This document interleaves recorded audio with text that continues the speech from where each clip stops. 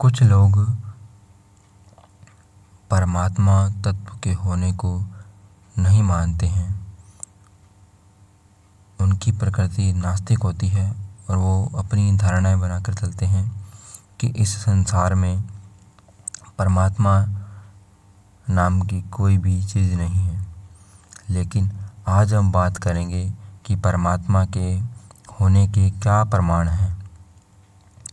पहली बात, हम यदि विचार करें तो इतनी बड़ी जो सृष्टि है, यह पूर्ण व्यवस्थित तरीके से जिस प्रकार से चल रही है, इतनी बड़ी व्यवस्था को चलाने वाला कोई न कोई तो नियामक होगा, कोई न कोई तो नियंत्रक होगा।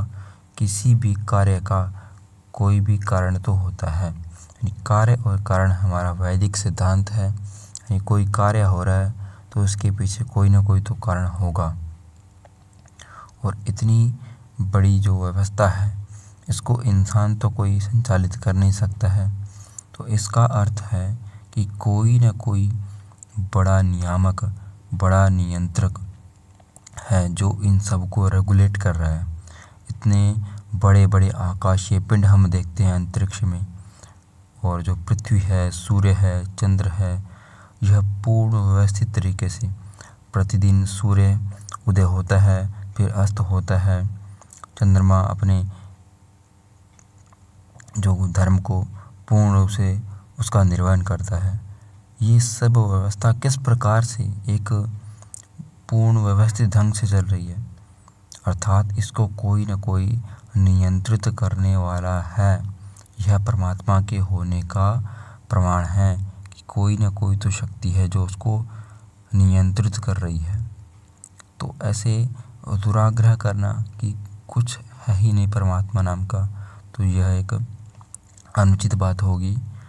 यह जो प्रमाण है इसको मानना ही पड़ेगा, क्योंकि यही सत्य है और यही हमारे शास्त्रों में, हमारे वेदों में इसी का ही बखान किया गया है। दूसरी यदि हम बात करें तो प्रमाण क्या है परमात्मा के होने का, कि आज तक जितने भी वैज्ञानिक हुए हैं, जितने भी वैज्ञानिक हैं, उन्होंने अनेक प्रकार के अनुसंधान किए हैं, अनेक प्रकार की खोजें की हैं, लेकिन आज तक रक्त की एक भी बूंद तक नहीं बना पाए हैं। कितने भी नए नए अनुसंधान हुए हैं, लेकिन रक्त की एक बूंद भी नहीं बन पाई है। आखिर क्यों? क्योंकि मनुष्य निर्माण नहीं कर सकता, मनुष्य में रचना करने की शक्ति नहीं है। कोई भी नई रचना मनुष्य नहीं कर सकता।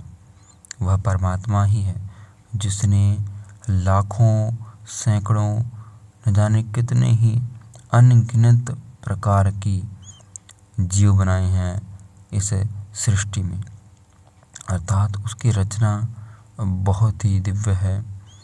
मनुष्य उसकी तुलना नहीं कर सकता।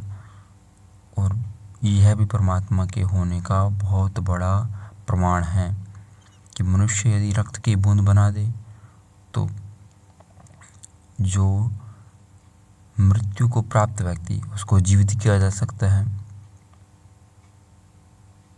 क्योंकि मरने के पश्चात यदि मनुष्य के प्राण निकल जाने के पश्चात